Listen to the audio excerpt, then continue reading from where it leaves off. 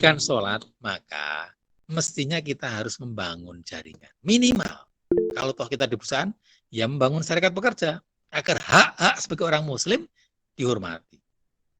Syukur-syukur kita bisa mendirikan perusahaan, sehingga memberikan hak penuh karyawan untuk bisa sholat. Itu juga disebut mendirikan sholat. Jadi tidak hanya sekedar pribadi, tapi bagaimana memfasilitasi orang bisa melaksanakan sholat dengan baik. Itu yang disebut dengan mendirikan sholat. Nah, di SMK mestinya nanti akan melahirkan ekonomi-ekonomi yang hebat, yang itu bisa memberikan hak-hak kepada karyawan, kepada anggotanya, kepada koleganya, untuk mendirikan sholat.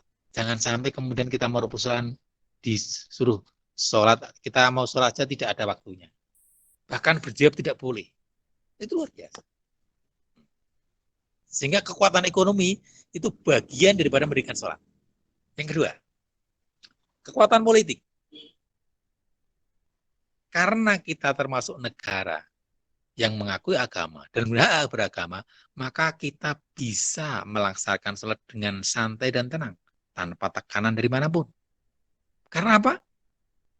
Di Indonesia menghargai, mengakui, bahkan melindungi hak beragama. Mari kita lihat sejarah sesungguhnya. Di Thailand, sama di Indonesia, Islam masuk hampir bersamaan. Bedanya, ketika di Thailand itu yang masuk adalah kelompok-kelompok sufi yang dia hanya mementingkan dirinya sendiri, mendekatkan kepada Subhanahu wa taala tanpa memperhatikan politik yang ada di situ, maka setelah sekian puluh tahun kemudian, sekian ratus kemudian, maka agama Islam di Thailand menjadi minoritas. Dan ketika minoritas, maka dia menjadi ditekan, ditindas. Bahkan kita tahu bagaimana cerita Rohingya. Umat muslim ditindas sedemikian rupa. Kesannya apa? Dulu orang hanya mempentingkan sholat untuk dirinya sendiri. Dia nggak pernah berpikir politik. Beda dengan Indonesia. Indonesia masuk Indonesia, kemudian Islam dikembangkan secara politik. Sehingga Islam masuk dalam kekuatan-kekuatan politik. Sehingga kemudian bisa mendirikan kerajaan Mataram pertama. Mataram Islam. Dengan Raden Patah sebagai rajanya. Sehingga Islam diakui, dilindungi, mau sholat bebas. Itu juga bagian dari mendirikan sholat. Sehingga yang namanya berpolitik itu bagian daripada mendirikan sholat. Sehingga sekarang di Indonesia bisa kita rasakan, kalau mau jago bupati nggak sholat, bakal dipilih. Dia nggak? Karena itu kekuatan politik. Islam sudah merasuk dalam kekuatan politik.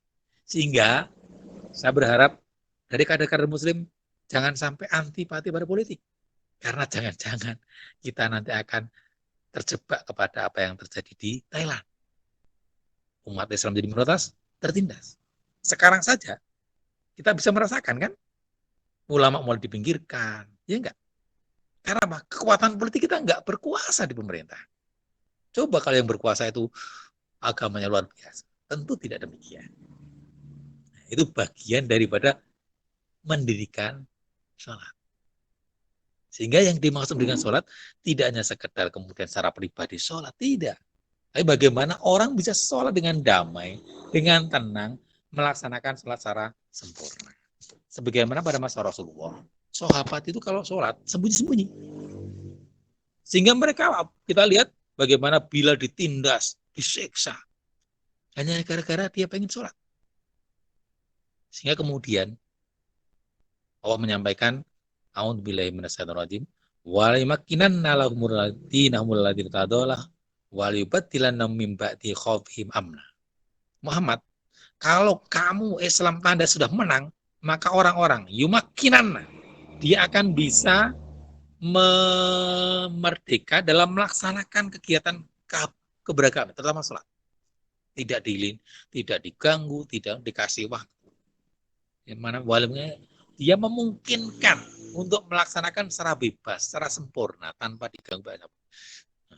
Dan mimba di khaufim amna. Dan sudah itu, kamu akan melaksanakan tanpa rasa takut sedikit, dan aku mau merasa aman. Mari kita lihat. Alhamdulillah kita merasa sholat, kita aman. Nggak ada yang ganggu, bahkan didukung. Cuman sayangnya, secara pribadi kadang kita masih saja ada yang melalaikan sholat. Padahal kondisinya aman, damai, luar biasa. Bagaimana di Palestina yang mau sholat saja susah. Bagaimana di Rohingya? Itu adalah bagian daripada mendirikan sholat. Untuk itu, mari kita berjuang dalam posisi kita masing-masing untuk menegakkan sholat.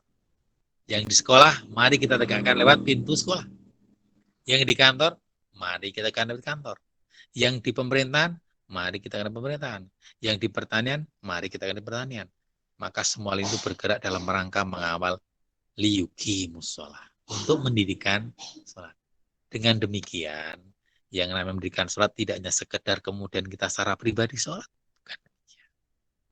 Kemudian yang terakhir, kadang-kadang kita lihat di kajian Muhammadiyah terutama, itu yang namanya mendirikan sholat hanya sebatas pada kaifiah tata cara lahir. Sehingga yang dikejar bagaimana sujudnya, bagaimana rukuknya, bacaannya apa, dasarnya mana, dan seterusnya. Tapi kadang-kadang jarang dibahas bagaimana khusyuk sholat itu. Karena apa? Sebenarnya jiwa kita itu terdiri dari dua. Yang pertama, yang disebut dengan alam syahadah. Itu fisik kita sebagai manusia. Untuk itu tadi dikatakan, untuk mendirikan butuh ekonomi, butuh kekuatan politik, butuh kekuatan macam-macam. Secara fisik kita butuh. Tapi jangan lupa, kita dalam diri kita itu ada roh, ada jiwa. Yang itu ketika sholat juga harus ikut sholat. Nah, karena alam kita menurut alam jiwa, maka yang dididik adalah hati kita, bagaimana agar hati kita juga ketika sholat bisa ikut sholat. Namun ada sebagian orang yang kemudian salah kaprah, sholat itu kan tujuannya untuk ingat pada Allah. Yang penting ingat saja, kenapa harus sholat? Kalau ada yang mengatakan demikian, sebenarnya sangat gampang. Kita itu hidup dunia, masih butuh makan, masih butuh minum. Karena kita di alam syariah. Sehingga di dalam Islam, nanti ada 3 terminologi yang perlu kita bangun. Yang pertama adalah landasannya itu iman. Yang kedua syariah adalah mengatur tata gerak fisik manusia. Yang ketiga adalah hakikat atau tasawuf. Itu adalah mengatur tata gerak hati. Nah, kalau ketiga-tiganya ini betul, maka itu dikatakan mendirikan sholat. Saya kira tidak perlu panjang lebar. Barangkali ada perlu beberapa yang perlu diskusikan. Kalau bisa saya menjawab akan saya usahakan. Kalau tidak akan saya diskusikan kepada teman-teman yang lebih senior dan paham.